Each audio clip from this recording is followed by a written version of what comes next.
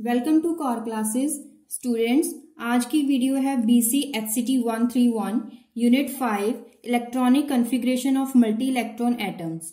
Last unit में हमने hydrogen atom spectra बनाना सीखा था, लेकिन इस केस में है हाइड्रोजन के अलावा इलेक्ट्रॉन्स, मतलब कि मल्टी इलेक्ट्रॉन एटम्स के बारे में सीखेंगे। तो अगर बात करी जाए एनर्जी लेवल्स की, तो सबसे कम एनर्जी होती है 1s ऑर्बिटल की। उसके बाद एनर्जी हायर एनर्जी होती है with another quantum number principal quantum number 2s orbital, और 2s ऑर्बिटल और 2p orbitals are degenerate orbital. ये हमने लास्ट यूनिट में सीखा था कि जिन ऑर्बिटल्स की एनर्जी सेम होती है उसे डीजेनरेट ऑर्बिटल्स कहते हैं। और उसके बाद आती है 3s orbital, 3p and 3d orbitals having same energy level, so that these are known as degenerate orbitals. लेकिन अगर मल्टी इलेक्ट्रॉन्स के केस में देखा जाए, उसमें डीजेनरेसी इज लिफ्टेड, तो उसमें सेम डीजेनरेसी हमें नहीं मिलेगी। कैसे? 1s ऑर्बिटल जो है उसकी एनर्जी कम होगी, उससे ज्यादा होती है 2s ऑर्बिटल, उससे ज्यादा होती है 2p ऑर्बिटल, उससे ज्यादा 3s, 3p, 3d। और ये जो एनर्जी लेवल अगर हम देखें कि सबसे कम एनर्जी लेवल होता है 1s ऑर्बिटल का। तो इसी के regarding energy level for multi electron atoms के लिए हम इंक्रीजिंग ऑर्डर कैसे पढ़ेंगे? 1s, उससे ज्यादा होती है 2s orbital, 2p, 3s, 3p, 4s, 3d, 4p, 5s, 4d, 5p, 6s, 4f, 5d, 6p, 7s, 5f and 6d। अब ये इसमें से कैसे डिसाइड होता है कि अगर हम प्रैक्टिकली देखें तो इसमें एनर्जी लेवल्स, एनर्जी फाइंड करोगे तो आपको पता लगेगा कि किस ऑर्बिटल के लिए एनर्जी कितनी है और किसकी कम होगी, किसकी ज्यादा होगी।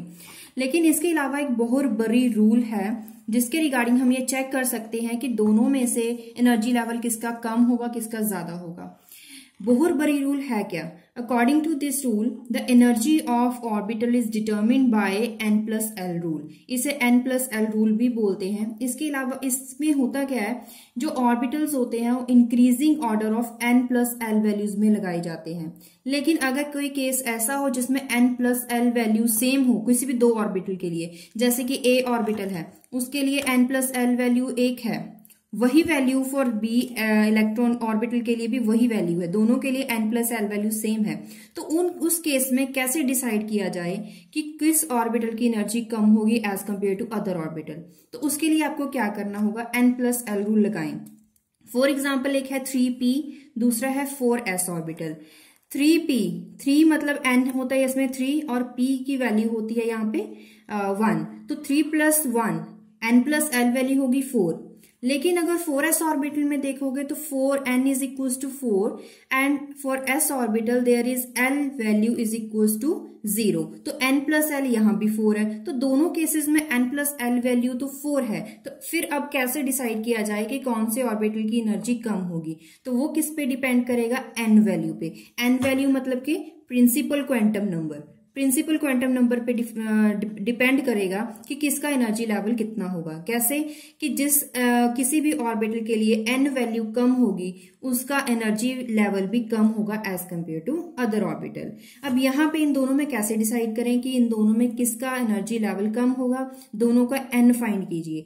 3p ऑर्बिटल में n वैल्यू है यहाँ पे 3 और 4s ऑर्बिटल के लिए n वैल्यू है 4।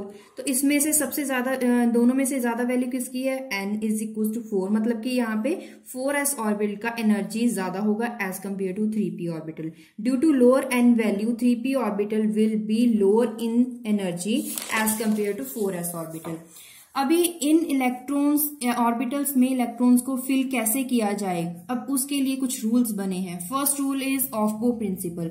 ऑफ-बो का मतलब यहाँ पे है बिल्डिंग अप, बिल्ड करना।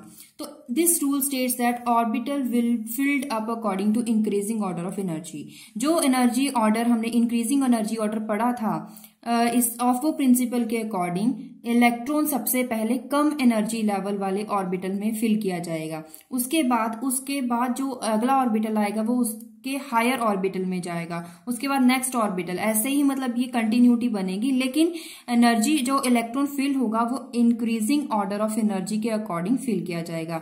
The electron will be filled up first in lower energy orbital and then in the higher energy orbital. तो next rule is Hund's rule. इसके अकॉर्डिंग जो एनर्जी लेवल है उसमें सबसे पहले जो नंबर ऑफ अनपेयर्ड इलेक्ट्रॉन होंगे वो मैक्सिमम होंगे। यहाँ पे इस लाइन का मतलब क्या है, मतलब है कि जो इलेक्ट्रॉन्स होंगे वो सबसे पहले अनपेयर्ड इलेक्ट्रॉन फिल किए जाएंगे, उसके बाद पेयरिंग अप शुरू होगी। फॉर एग्जांपल यहाँ पे अगर हम बात करें, यहाँ पे 3p ऑर्बिटल्स हैं, दिस इज 3p ऑर्बिटल, ठीक है।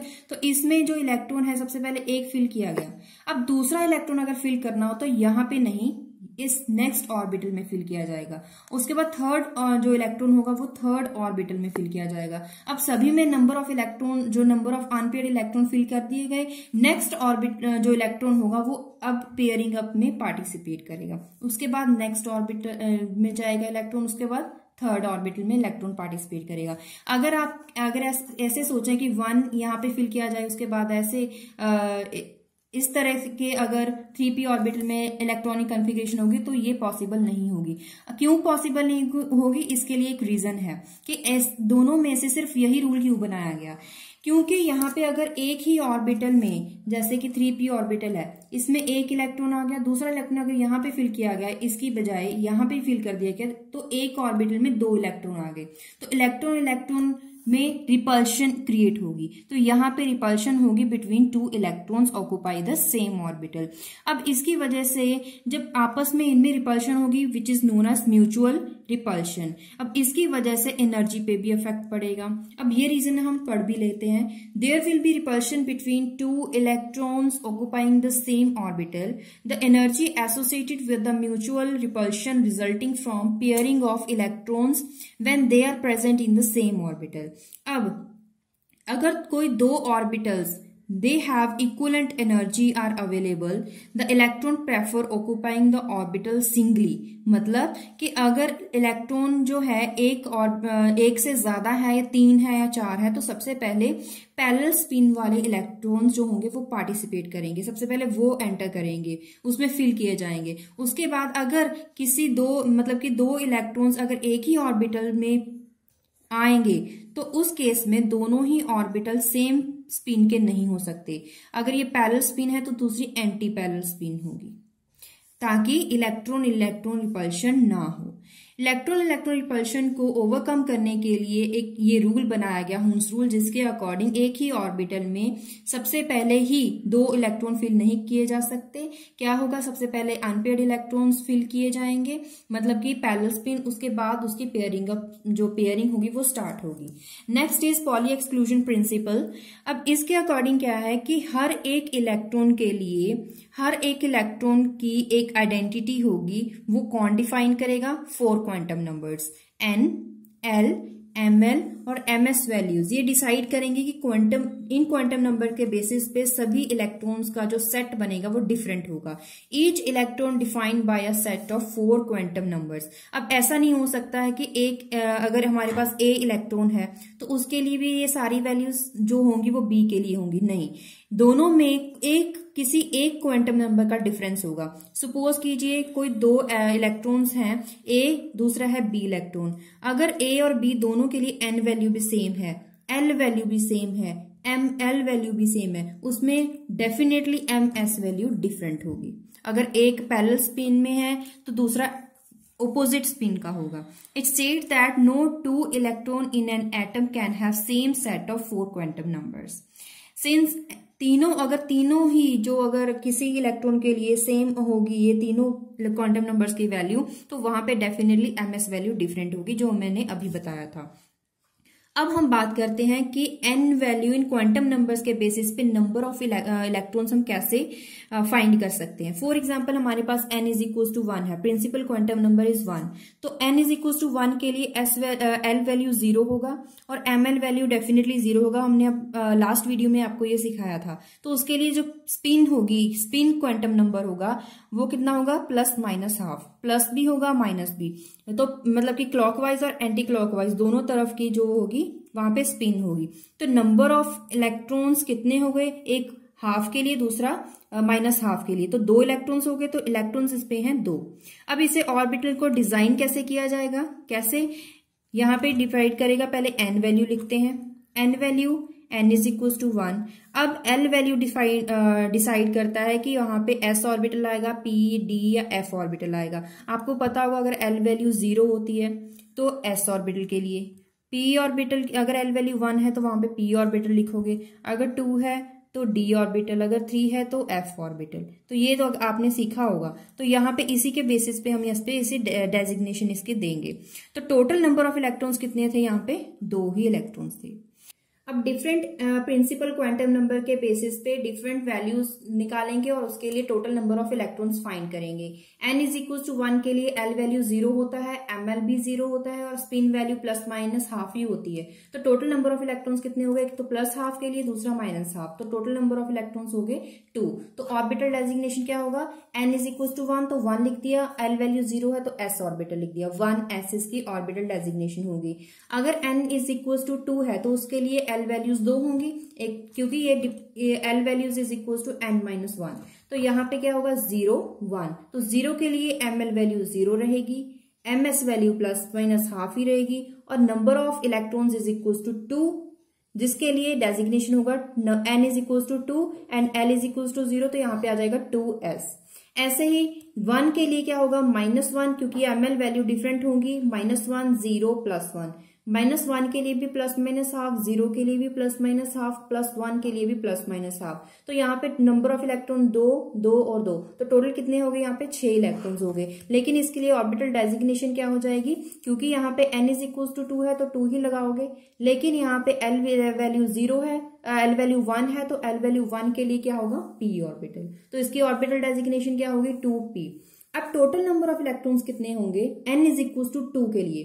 तो यहाँ पे देखिए 2 4 6 8, तो टोटल नंबर ऑफ इलेक्ट्रॉन्स हो गए 8। उसके बाद अगर n इज इक्वल टू 3 है उसके लिए l वैल्यू होगी 0 1 2। अब 0 के लिए ml वैल्यू 0 ही होता है और ms प्लस माइनस हाफ और 2, और लेकिन यहाँ पे n वैल्यू 3 है तो यहाँ पे लगेगा 3, 0l के लिए s। ऐसे ही प्लस 1 के लिए होगी 3 वैल्यूज, -1 0 प्लस 1। तो इसके लिए plus minus half plus minus half plus minus half, तो नंबर ऑफ इलेक्ट्रॉन्स 2 2 2। लेकिन यहाँ पे ऑर्बिटल डेजिग्नेशन क्या होगी? 3। n वैल्यू सेम है लेकिन l वैल्यू 1 है तो यहाँ पे लग गया 3p। उसके बाद 2 के लिए, 2 वैल्यू के लिए -2 -1 0 प्लस 1 प्लस 2। -2 से लेकर, क्योंकि जो ml वैल्यू होती है वो होती है -l up to 0 up to plus l। तो यहाँ पे क्या है? l वैल्यू 2 है तो यहाँ पे जो ml वैल्यू होगी वो -2 से लेकर +2 तक होगा। -2 -1 0 प्लस 1 प्लस 2, और सभी के लिए ms value plus minus half ही रहने वाली है। तो इनके लिए इलेक्ट्रॉन्स कितने हो गए? 2 2 2। तो टोटल इसका कर लेंगे, वो कितने हो जाएंगे? 2 4 6 8 और 2 4 6 8 एंड 10। उसके बाद ऊपर 6 और 2 18, टोटल 18 इलेक्ट्रॉन्स हो गए। n इज इक्वल टू 3 के लिए नंबर ऑफ इलेक्ट्रॉन्स है 18। लेकिन ऑर्बिटल डेजिग्नेशन क्या होगी? n इज इक्वल टू 3, लेकिन l यहाँ पे है 2। तो l अगर 2 है तो वैल्यू यहाँ पे जो ऑर्बिटल होगा वो कौन सा होगा? d orbital. उसके बाद n इज इक्वल टू 4 के लिए l वैल्यू 0 1 2 3 होगी, और 0 के लिए वही सेम लिखोगे, लेकिन यहाँ पे ऑर्बिटल डेजिग्नेशन होगा n is equal to 4 l 0, तो यहाँ पे लिखोगे s। 1 के लिए भी यहाँ पे l वैल्यू होगी, ऑर्बिटल होगा वो होगा p orbital, n value same रहेगी। प्लस जो 2 है उसके लिए भी जो हमने अभी ऊपर सीखा था वही रहेगी, लेकिन यहाँ पे n वैल्यू 4 रहेगी क्योंकि हम n वैल्यू 4 लेके चल रहे हैं। तो यहाँ पे आ जाएगा 4, और l वैल्यू 2 है तो l वैल्यू 2 के लिए यहाँ पे ऑर्बिटल होगा d। ऐसे ही 3 वैल्यू के लिए, 3 n इज इक्वल टू 3 के लिए क्या है? -3 से लेकर +3 तक, और सभी के लिए ms value plus minus half ही रहने वाली है और नंबर ऑफ इलेक्ट्रॉन्स 2 ही रहेंगे। और ऑर्बिटल डेजिग्नेशन, क्योंकि यहाँ पे n इज इक्वल टू 4 था लेकिन l इज इक्वल टू 3 है, तो n इज इक्वल टू 4 है तो n 4 और l इज इक्वल टू 3 है तो यहाँ पे ऑर्बिटल f आ जाएगा। टोटल नंबर ऑफ इलेक्ट्रॉन्स आप देखोगे 2 4 6, इसके टोटल कीजिए, और ये अभी हमने लिखे थे ये सारे टोटल करोगे तो आपके पास आंसर आएगा 32। तो इसका मतलब क्या है कि n इज इक्वल टू 4 के लिए नंबर ऑफ इलेक्ट्रॉन्स क्या है? Number of electrons is equal to 32। तो इसके बेसिस पे कोई क्वेश्चन आ सकता है कि फॉर 1 मार्क कि आप इसके total number of electrons, L value 2 है, आप टोटल नंबर ऑफ इलेक्ट्रॉन्स बताइए, या N वैल्यू 3 है, आप टोटल नंबर ऑफ इलेक्ट्रॉन्स बताइए। तो S ऑर्बिटल के लिए मैक्सिमम नंबर ऑफ इलेक्ट्रॉन्स होते हैं 2, और P ऑर्बिटल के लिए अगर आपको दिखाया जाए यहाँ पे, अगर आप दिखाया जाए आपको कि P ऑर्बिटल के लिए टोटल नंबर ऑफ इलेक्ट्रॉन्स कितने थे, 2, 4, 6। S ऑर्बिटल के लिए सिर्फ और सिर्फ 2 इलेक्ट्रॉन्स थे। S ऑर्बिटल के लिए 2, 1s के लिए 2 है, 2s के लिए 2 है, लेकिन 2p ऑर्बिटल के लिए, मतलब कि p ऑर्बिटल के लिए कितने होते हैं, 2, 4, 6, और 3 ऑर्बिटल के लिए भी 2, 4, 6, एंड 4p ऑर्बिटल के लिए भी 2, 4, 6। तो मतलब p ऑर्बिटल के लिए यहाँ पे टोटल 6 इलेक्ट्रॉन्स होते हैं। लेकिन d ऑर्बिटल की बात करें, 3d ऑर्बिटल के लिए होते हैं 2, 4, 6, 8, 10। 4d ऑर्बिटल के लिए 2, 4, 6, 8, 10। तो d ऑर्बिटल के लिए यहाँ पे total number of electrons are 10। f orbital के लिए होंगे 2, 4, 6, 8, 10, 12, 14। तो f ऑर्बिटल के लिए total number of electrons are 14। Next is electronic configuration of some multi electron atoms. तो फर्स्ट एटम क्या होता है, first element is hydrogen. Hydrogen के लिए इसका एटॉमिक नंबर होता है 1।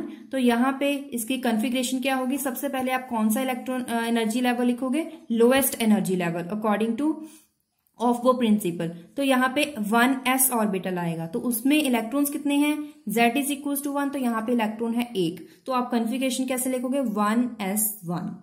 और कैसे डिजाइन करोगे, 1s ऑर्बिटल सिर्फ एक इलेक्ट्रॉन इसमें फिल करोगे, क्योंकि यहाँ पे 1s ऑर्बिटल में सिर्फ एक ही इलेक्ट्रॉन है। Helium atomic number 2। तो यहाँ पे सबसे पहले, क्योंकि यहाँ पे जो s ऑर्बिटल है वहां पे जो टोटल इलेक्ट्रॉन्स आएंगे वो 2 आएंगे, तो यहाँ पे एक इलेक्ट्रॉन है तो एक और आ सकता है, तो 2 इलेक्ट्रॉन। तो यहाँ पे देखिए 1s ऑर्बिटल में 2 इलेक्ट्रॉन्स फिल करेंगे क्योंकि s ऑर्बिटल में सिर्फ एक ही ऑर्बिटल होता है, तो उसमें ज्यादा से ज्यादा 2 इलेक्ट्रॉन्स आ सकते हैं। तो यहाँ पे हमने एक इलेक्ट्रॉन को फिल किया, तो दूसरा जो इलेक्ट्रॉन फिल किया है वो हमने ऑपोजिट स्पिन के लिए फिल किया है। Next is z is equal to 3 lithium 1s2। उसके बाद इलेक्ट्रॉन एनर्जी लेवल कौन सा होगा, 2s एनर्जी लेवल। तो 2s ऑर्बिटल में टोटल इसका नंबर, एटॉमिक नंबर इज 3। तो 1s ऑर्बिटल को पहले कंप्लीटली फिल करेंगे 1s2, उसके बाद नेक्स्ट एनर्जी लेवल फिल किया जाएगा, वो है 2s ऑर्बिटल। तो 2s ऑर्बिटल में सिर्फ एक ही इलेक्ट्रॉन होगा, क्योंकि यहाँ पे इसका एटॉमिक नंबर 3 है, हमें सिर्फ 3 इलेक्ट्रॉन्स को फिल करना है। तो 1s ऑर्बिटल में 2 इलेक्ट्रॉन आ गए, 2s ऑर्बिटल में सिर्फ एक ही इलेक्ट्रॉन रहेगा। ऐसे ही बेरिलियम में, क्योंकि यहाँ पे 2s2 लिखा है, तो दोनों में हम फिल करेंगे 2 electrons. Next is boron. Boron का एटॉमिक नंबर 5 होता है, 1s2 2s2 रहेगा, लेकिन 2p में एक इलेक्ट्रॉन आएगा, 2p1। तो p ऑर्बिटल में सिर्फ एक इलेक्ट्रॉन फिल किया जाएगा। कार्बन में जो 2p ऑर्बिटल होते हैं, 2px1 2py1, इसका मतलब ये है कि जो इलेक्ट्रॉन यहाँ पे एक ही 2p में ऑर्बिटल में जो एक ही ऑर्बिटल है वहां पे पेयरिंग नहीं होगी, दोनों में एक एक हाफ फील्ड इलेक्ट्रॉन फिल किया जाएगा, हाफ इलेक्ट्रॉन फिल किया जाएगा। नाइट्रोजन के केस में देखोगे 2p3, तो सबसे पहले एक इलेक्ट्रॉन, तो दूसरा इलेक्ट्रॉन नेक्स्ट ऑर्बिटल में, थर्ड इलेक्ट्रॉन नेक्स्ट ऑर्बिटल में। 2p4 में बाकी सारी इलेक्ट्रॉनिक कॉन्फ़िगरेशन सेम रहेगी, 1 इलेक्ट्रॉन, फिर दूसरा, फिर तीसरा, जो फोर्थ है उसके बाद फोर्थ इलेक्ट्रॉन में पेयरिंग स्टार्ट होगी। ऐसे ही फ्लोरीन में एंड नियोन में अगर आप देखोगे कि यहाँ पे क्या है, 2p6 ऑर्बिटल, क्योंकि जो इसका जो एटॉमिक नंबर होता है वो 10 है, तो यहाँ पे इसकी कॉन्फ़िगरेशन क्या होगी, 1s2 2s2 2p6। तो यहाँ पे 2p6 मतलब सारे ऑर्बिटल्स कंप्लीटली फिल्ड हो जाएंगे। अगर आप इसकी इलेक्ट्रॉनिक कॉन्फ़िगरेशन देखोगे तो सारे के सारे ऑर्बिटल्स कंप्लीटली फिल्ड हैं। अगर आपको इसे किसी ट्रिक के साथ समझना हो तो कैसे समझेंगे, पहले s ऑर्बिटल लिख लीजिए, from 1s orbital to 7s orbital, from 2p to 7p, 3d to 7d, 4f to 7f। उसके बाद आप ऐसे एरो लगा सकते हो, आप अपवर्ड डायरेक्शन से आते हुए लेफ्ट हैंड साइड में जाएंगे। ऐसे अगर आप डायग्राम बनाएंगे, इसका मतलब क्या होगा कि सबसे पहले यहां से स्टार्ट कीजिए। सबसे पहले कौन सा आएगा, 1s ऑर्बिटल, उसके बाद 2s ऑर्बिटल, उसके बाद 2p ऑर्बिटल, उसके बाद 3s ऑर्बिटल, उसके बाद क्या आ जाएगा, उसके बाद नेक्स्ट लाइन पे आइए 3p, उसके बाद 4s, उसके बाद नेक्स्ट लाइन पे आइए 3d 4p 5s। ऐसे ही आप इलेक्ट्रॉनिक कॉन्फ़िगरेशन याद रख सकते हो कि एनर्जी लेवल कैसे लिखते हैं, सबसे पहले कौन सा लिखना है, ये सिर्फ याद रखने का एक तरीका है। Next topic is stability of half filled and completely filled orbitals. Half filled orbitals का मतलब है अगर कोई ऑर्बिटल आधा फिल किया हुआ है। कंप्लीटली फिल्ड ऑर्बिटल का मतलब है अगर कोई ऑर्बिटल कंप्लीटली पूरा उसमें इलेक्ट्रॉन्स फिल किए गए हैं। फॉर एग्जांपल अगर एस ऑर्बिटल की बात करें, एस ऑर्बिटल में ज्यादा से ज्यादा 2 इलेक्ट्रॉन आ सकते हैं। इसमें एक ऑर्बिटल है, अगर इसमें सिर्फ एक ही इलेक्ट्रॉन है तो ये हाफ फिल्ड हो गया। अगर इसमें दोनों भर दिए गए तो ये कंप्लीटली फिल्ड हो गया। अगर पी ऑर्बिटल की बात करें, पी ऑर्बिटल में 3 ऑर्बिटल्स होते हैं और टोटल 6 इलेक्ट्रॉन्स इसमें पार्टिसिपेट कर सकते हैं। तो पी ऑर्बिटल में टोटल 6 इलेक्ट्रॉन्स पार्टिसिपेट कर सकते हैं। तो यहाँ पे 3 ऑर्बिटल हैं, तो यहाँ पे तीनों ऑर्बिटल में सबसे पहले एक इलेक्ट्रॉन फिल हुआ, फिर नेक्स्ट जो इलेक्ट्रॉन है वो दूसरे ऑर्बिटल में फिल किया गया, थर्ड इलेक्ट्रॉन थर्ड ऑर्बिटल में फिल किया। ये इसमें 6 इलेक्ट्रॉन हो सकते हैं टोटल, लेकिन यहाँ पे 3 अगर फिल किए गए हैं तो ये सभी ऑर्बिटल्स में एक एक इलेक्ट्रॉन है, तो इसे बोलेंगे हाफ फिल्ड। लेकिन अगर ये सारे के सारे पेयरिंग अप हो जाएंगे तो इसे बोलेंगे कंप्लीटली फिल्ड। ऐसे ही डी ऑर्बिटल में जो 5 टोटल 10 इलेक्ट्रॉन्स पार्टिसिपेट कर सकते हैं, तो अगर 5 इलेक्ट्रॉन्स पड़े हैं उसमें तो उसे बोलेंगे हाफ डी ऑर्बिटल। अगर 10 के 10 इलेक्ट्रॉन्स उसमें फिल किए गए तो उसे बोलेंगे D orbital is completely field. ऐसे ही एफ ऑर्बिटल में जो हाफ फिल्ड है वो 7 होंगे और कंप्लीटली फिल्ड 14 होंगे। अब अगर एग्जांपल फॉर एग्जांपल कैल्शियम ले, आपको अभी तक जो इलेक्ट्रॉनिक कॉन्फ़िगरेशन ज्यादातर एग्जाम्स में आई है वो है up to Z is equal to 30। Zinc तक आपको इलेक्ट्रॉनिक कॉन्फ़िगरेशन अच्छे से याद रखनी होगी, क्योंकि इसके बेसिस पे ही ज्यादातर इलेक्ट्रॉनिक कॉन्फ़िगरेशन पूछी गई है और इसके बेसिस पे ही रीजनिंग क्वेश्चंस आए हैं। आपको मैक्सिमम मतलब कम से कम आपको 30 Z is equal to 30 zinc तक आपको कॉन्फ़िगरेशन याद करनी पड़ेगी। तो कैल्शियम के लिए एटॉमिक नंबर होता है 20। तो इसकी इलेक्ट्रॉनिक कॉन्फ़िगरेशन क्या होगी? 1s2 2s2 2p6 3s2 3p6 4s2। अब यहाँ पे देखिए 4s2 जो लास्ट ऑर्बिटल है, आपको लास्ट ऑर्बिटल देखेंगे तो इसमें ये इट इज कंप्लीटली फिल्ड।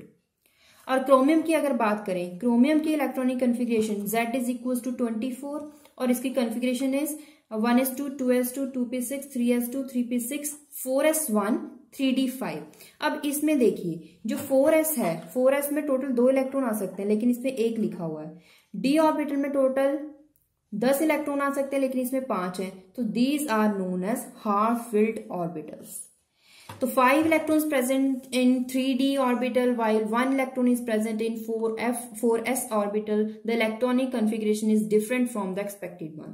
मतलब अगर हम जैसे कि आपको सिखाया गया है कि इलेक्ट्रॉन जो है सबसे पहले लोअर एनर्जी लेवल में फिल किए जाएं, उसके बाद नेक्स्ट ऑर्बिटल में आए, तो एक्सपेक्टेड कन्फिग्रेशन क्या है? एक्सपेक्टेड कन्फिग्रेशन है इसकी 1s2 2s2 2p6 3s2 3p6, यहां तक तो सेम है, लेकिन होनी चाहिए 4s2 3d4। एक्चुअल में है 4s1 3d5। ऐसा क्यों? अगर यहां पे अगर आप देखोगे तो यहां पे 4s और d में 1 2 3 4 5 टोटल 5 ऑर्बिटल्स हैं। This is 4s, this is 3d। अब इसमें 2 इलेक्ट्रॉन्स फिल किए गए, उसके बाद 1 2 3 4। लेकिन अगर इस कॉन्फ़िगरेशन को देखेंगे, इसमें 4s में है 1 इलेक्ट्रॉन और इसमें 1 2 3 4, इसमें 1 2 3 4 5। अब ये है हाफ फिल्ड ऑर्बिटल, क्योंकि इसमें 1 है, इसमें 5 है। This is known as half filled orbitals. लेकिन ये ना तो हाफ फिल्ड है ना ही कंप्लीटली फिल्ड है। लेकिन अगर आप याद रखें कि half filled and completely filled configurations are most stable configuration. हर एक एलिमेंट कोशिश करता है कि उसकी कंप्लीटली फिल्ड इलेक्ट्रॉनिक कॉन्फ़िगरेशन हो या फिर हाफ फिल्ड इलेक्ट्रॉनिक कॉन्फ़िगरेशन हो, लेकिन ये तो ना ही हाफ फिल्ड है ना ही कंप्लीटली फिल्ड है, इसलिए एक्चुअल कॉन्फ़िगरेशन लिखी जाती है 4s1 3d5। ये एग्जाम्पल रीजनिंग क्वेश्चन अक्सर आ जाता है, इसका ध्यान रखें। Next is molybdenum, Z is equal to 42 5s1, यहां तक ठीक है, 4p6, लेकिन यहां पे होनी चाहिए 5s2 4d4, लेकिन है क्या एक्चुअल में? है 5s1 4d5, क्योंकि this is known as half filled configuration which is most stable.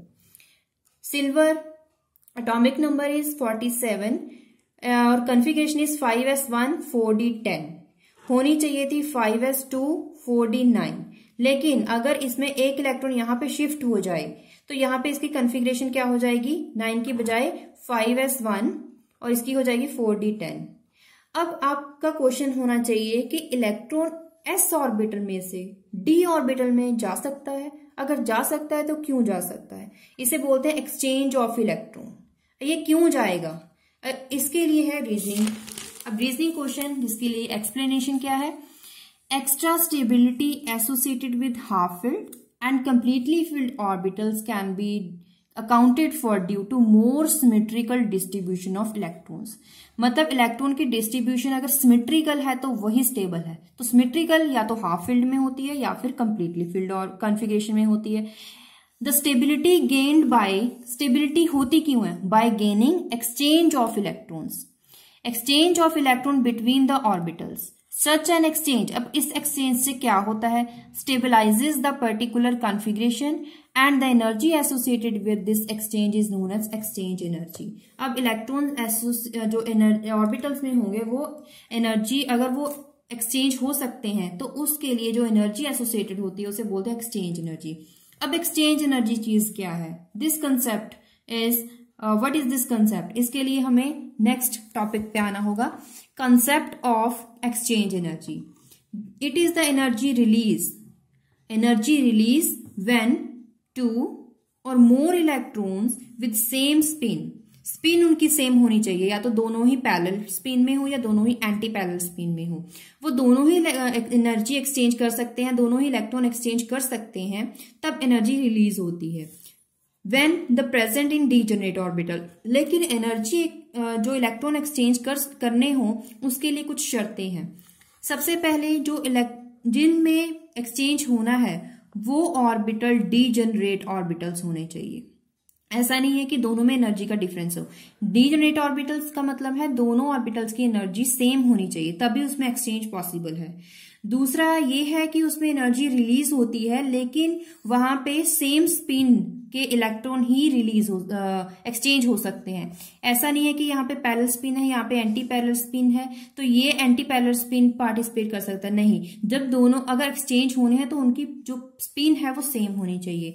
Equation is E energy, E X का मतलब exchange, exchange of energy summation of n-1/2 k।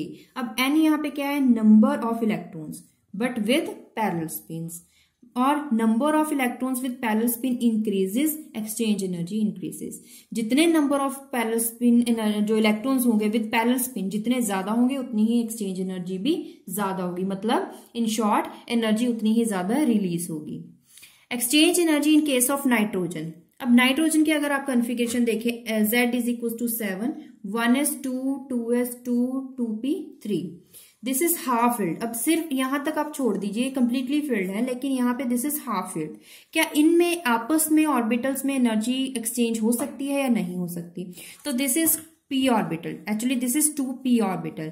आप अब इसका नाम लिख लेते हैं। सपोज कीजिए जो फर्स्ट ऑर्बिटल है इसका नंबर है 1, सेकेंड ऑर्बिटल के लिए है नंबर 2 और थर्ड ऑर्बिटल के लिए है नंबर 3। तीनों में एक एक इलेक्ट्रॉन है। तो फर्स्ट पॉसिबिलिटी क्या है कि नंबर 1 ऑर्बिटल में से ये इलेक्ट्रॉन जो है वो एक्सचेंज हो सके विद 2 ऑर्बिटल या 3 ऑर्बिटल। अगर 2 ऑर्बिटल के साथ एक्सचेंज होगा तो देखिए यहाँ पे ये ऑर्बिटल यहाँ पे आ गया, 2 ऑर्बिटल आगे आ गया।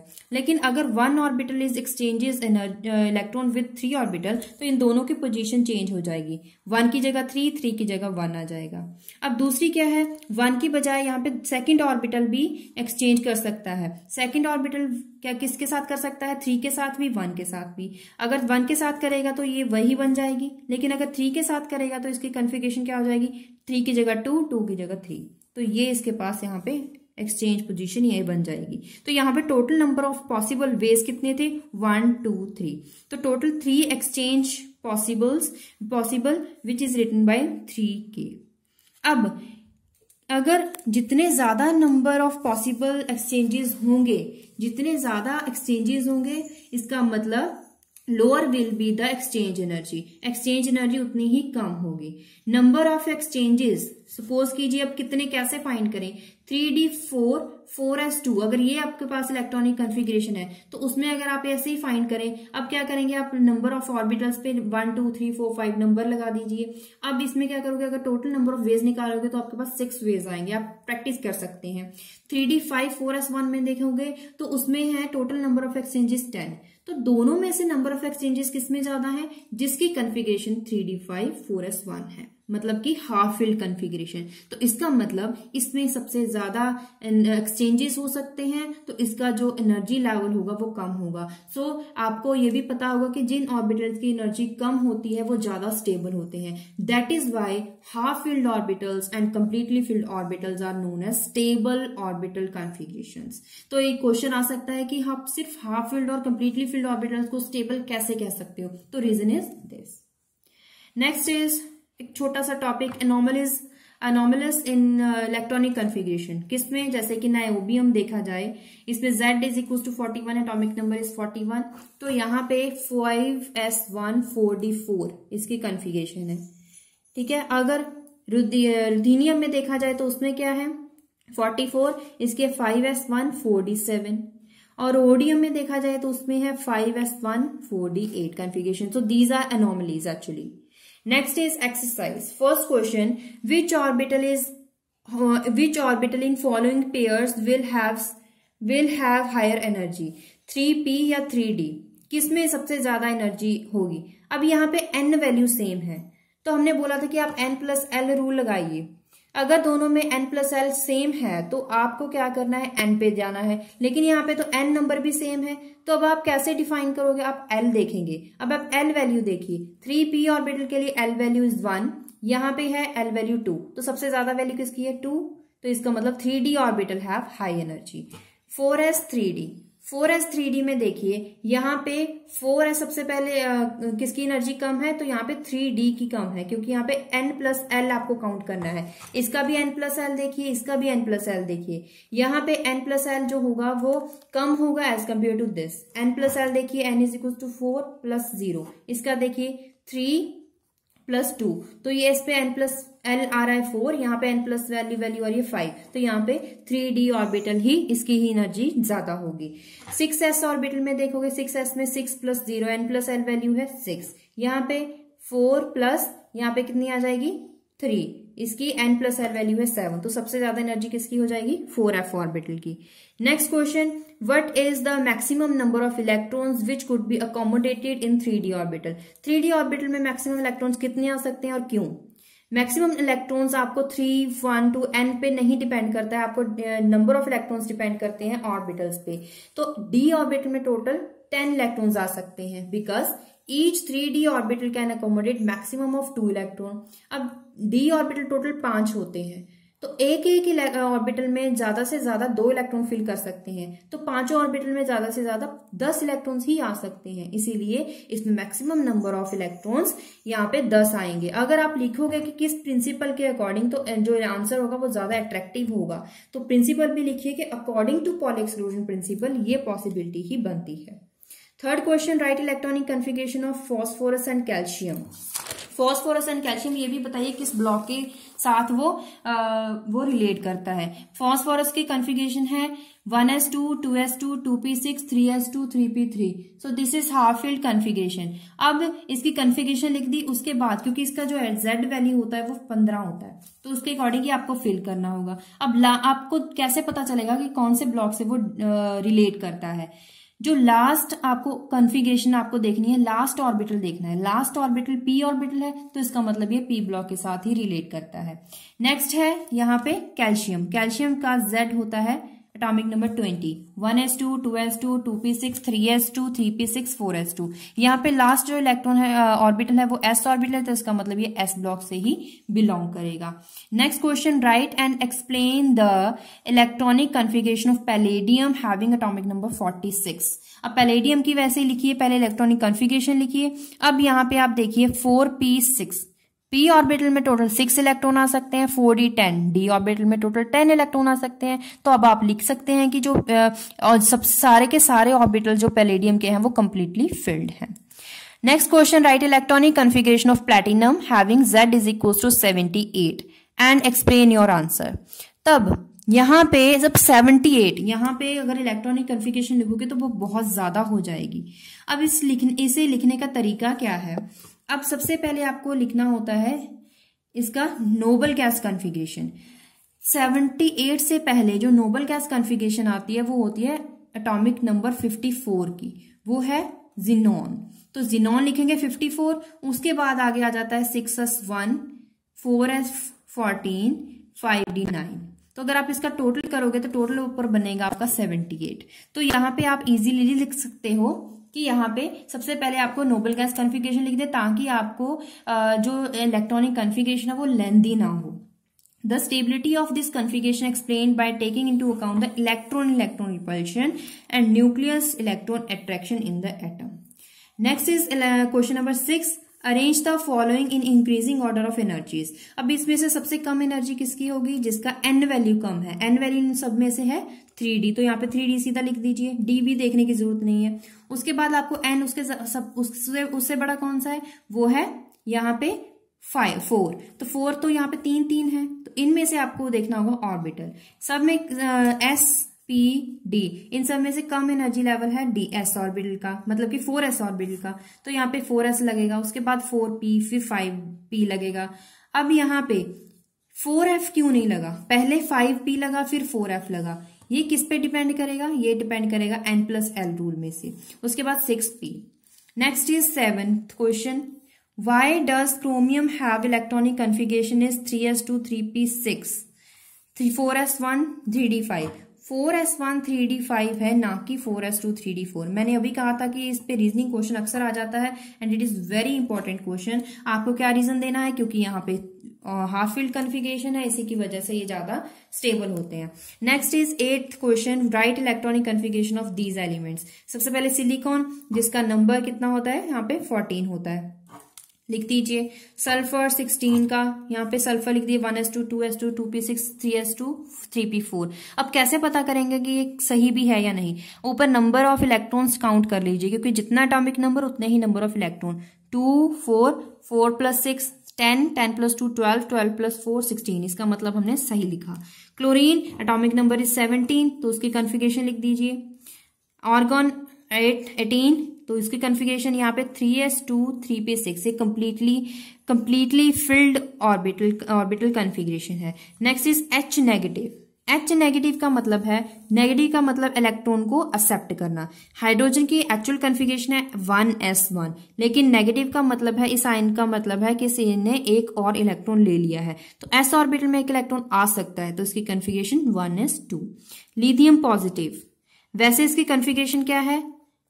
1s2 2s1, ठीक है, लेकिन यहाँ पे एक इलेक्ट्रॉन चला गया, क्योंकि यहाँ पे पॉजिटिव साइन का मतलब है कि कितने पॉजिटिव साइन है? 1 पॉजिटिव। इसका मतलब है इसमें से एक इलेक्ट्रॉन चला गया है, तो इसकी कॉन्फ़िगरेशन कितनी बच गई? 1s2।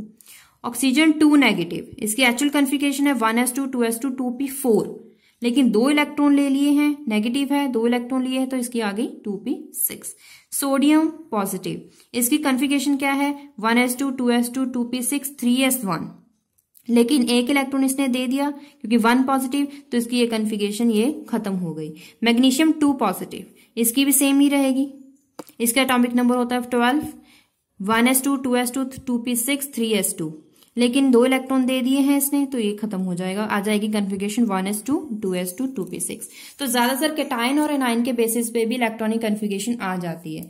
इसी के साथ हमने यूनिट नंबर 5 कंप्लीट कर लिया है, electronic configuration of multi electron atoms. अगर आपको इसके बेसिस पे कोई क्वेरी है, कोई क्वेश्चन है, तो पूछ सकते हैं। मैक्सिमम रीजनिंग क्वेश्चन जितने बन सकते हैं हमने बनाए हैं, और इसके अलावा आपको 30 एटॉमिक नंबर 30 तक आपको अपने आप याद करने होंगे कॉन्फ़िगरेशंस। उसके बाद अगर नेक्स्ट हायर एटॉमिक नंबर के लिए आएगा, लेकिन उसके लिए आपको क्वेश्चन में एटॉमिक नंबर दिया होगा, इसकी वजह से आपको वो याद रखने की जरूरत नहीं है। आपको सिर्फ ये पता होना चाहिए कि increasing order of energy level है क्या, उसके अकॉर्डिंग ही आप उसे फिल कर सकते हैं। आपको पूरी इलेक्ट्रॉनिक कॉन्फ़िगरेशन याद रखने की जरूरत नहीं पड़ेगी, लेकिन अप टू 30 एलिमेंट्स तक जो इलेक्ट्रॉनिक कॉन्फ़िगरेशन है वो आपको याद रखनी पड़ेगी, क्योंकि उसमें Z एक्चुअली कई बार नहीं दिया होता है, सिर्फ क्रोमियम और कॉपर ऐसे ही रीजनिंग क्वेश्चन दिए होते हैं। तो अगर आपको ये वीडियो अच्छी लगी तो प्लीज इस चैनल को सब्सक्राइब करें, वीडियो को लाइक करें और अपने क्लासमेट्स के साथ जरूर शेयर करें। Stay tuned with channel. Thank you.